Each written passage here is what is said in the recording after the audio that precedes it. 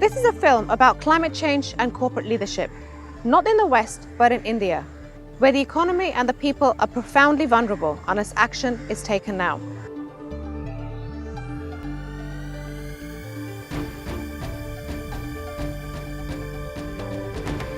My name is Malini Mehra and I'm a climate campaigner.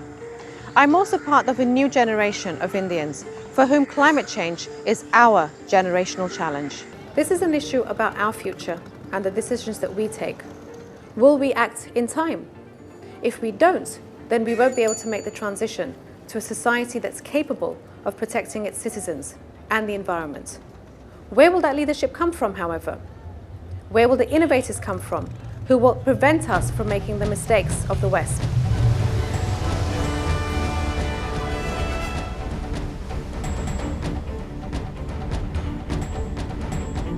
Our work suggests that Indian companies and Indian entrepreneurs are ready to play a big role.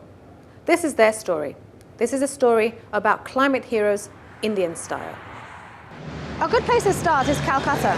Now renamed Kolkata, the city was home to the East India Company, the world's first joint stock corporation and the precursor to the modern corporation.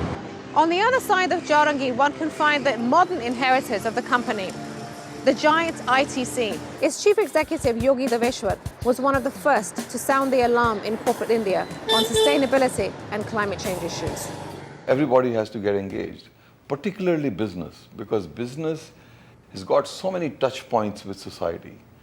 And not only because it has financial resource, but it has the managerial resource. We have to create a totally new definition of purposes of business. The Tatas can indeed be credited with laying the foundations of modern India. Now J.J. Irani, the former head of Tata Steel, heads up the group-wide committee on climate change. Main, shall we say, emphasis of our attempt up to now has been to find out, in a way, how guilty we are or where do we stand. Without an awareness of climate change, the alternative is quite dark and dismal. In fact, there is no alternative. Jamshed Godrej is a descendant of the founder. He's an ardent environmentalist and has led the movement within CII, the Confederation of Indian Industries, towards climate consciousness. All our businesses have been given the mission that sustainability has to be a part of their agenda. On policy, we would like to see the government bring in policy which is challenging for industry and for society, but do it in a gradual way. Nandan Nilekani from Infosys is another business leader with a passion for climate change and a desire to make his company carbon neutral. First of all, we must present an approach to development which combines the aspirations of people with sustainable development. I think we have to work on multiple fronts. We have to work on renewables, we have to work on the grid, we have to work on creating a culture, we have to look at the whole issue of water, we have to look at the issue of subsidies. Preparing for a post-carbon economy is in our strategic interest. India's IT leaders have moved quickly to position themselves as carbon literate climate champions. We have at least 15,000 of our engineers who are directly involved in product design, and many of them are high-tech products. We create awareness both globally as well as in India, so that the governments understand that businesses are aligned to the goal that we have set ourselves as humanity. The experience of many Western multinationals on the climate agenda is beginning to be internalized and taken up by the Indian leadership. The opportunity for organizations such as ours that are very deeply entrenched in India, in India's success, in India's businesses, can only benefit from the next wave of investment, which has to be in the space of climate change. If we can continue to place before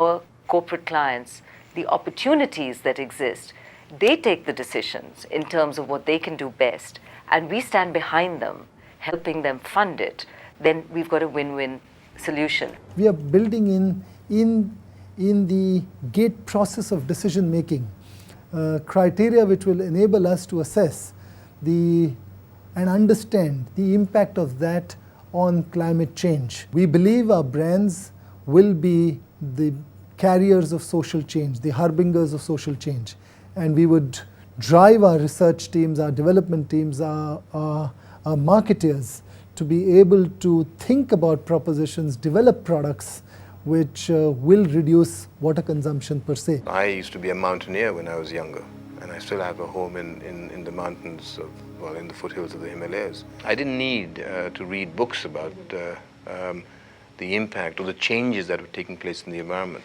What I needed to read about was the reasons for those changes, and now it's become much clearer to me that it's not just simply natural, it's not nature that's caused this, it is human beings that have caused it. Anand Mahindra is another green industrialist who sees little tension between his role as a vehicle manufacturer and real estate developer and his desire to be an eco-warrior.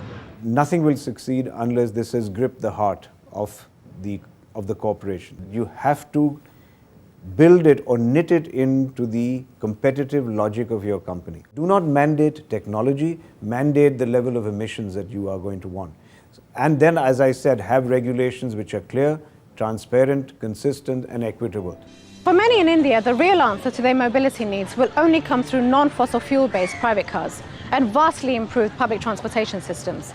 Chetan Maini is a new type of auto manufacturer who believes in both. City mobility, especially in India, China, and a lot of the growing countries, needed solutions that were very environment friendly. So my interest always was trying to work towards that area. We have 10 global patents, mainly in the energy management space, that are today property of REVA, and we continue to apply for several new patents. Shagun Saxena of Reganistar and Amit Chugh of Cosmos Ignite embody this new breed of ecopreneur. We've spent the last 4 years developing solutions that we can bring to Indian companies to help them reduce their carbon footprints. We are attempting to innovate on 3 broad areas. One is to bring disruptive technologies. Second is in the business model, which is a for-profit attempt instead of just the drip feed of government actions and charities alone. And the third is to do this as an international bridge between the so-called West and the developing world.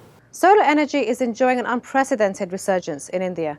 With support of the likes of the Prime Minister, who has pledged himself to India going solar, we have the National Action Plan on Climate Change, which includes solar energy as one of its key 8 missions.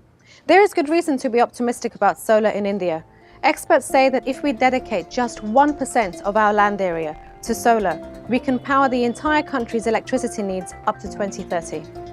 One of the reasons for this mood of confidence has got to be the hard yards put in already by India's solarpreneurs, the entrepreneurs who've done more than most to put solar on the map. It's a group of 20-25 houses in a village where we have provided 2 light systems, 1 LED and 1 CFL for night lighting, and they have also got street lights in the outside of on the road so that they have common area lighting.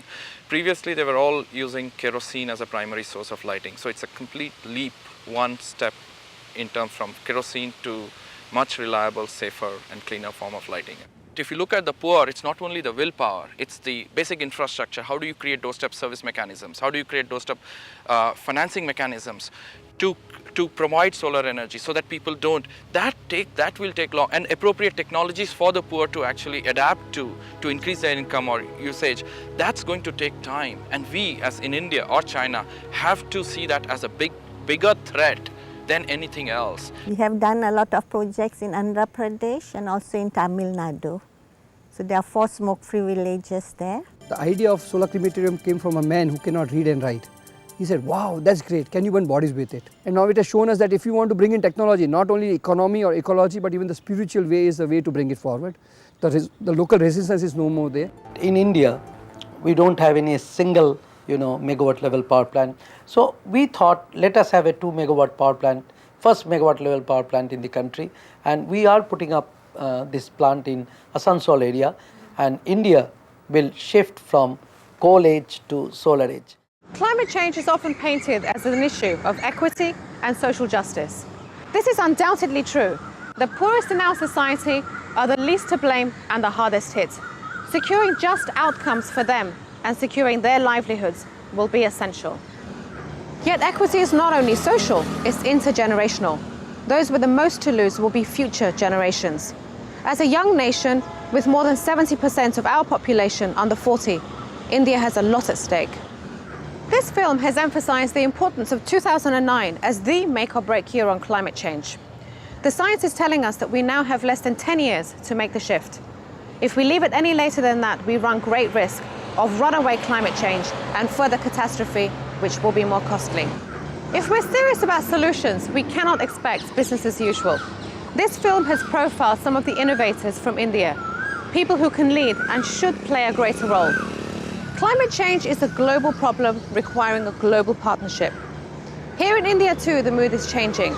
There is a growing sense of confidence that we too can play a role in finding the solution. Indeed, that we can play a role in leading, not just expecting others to do so.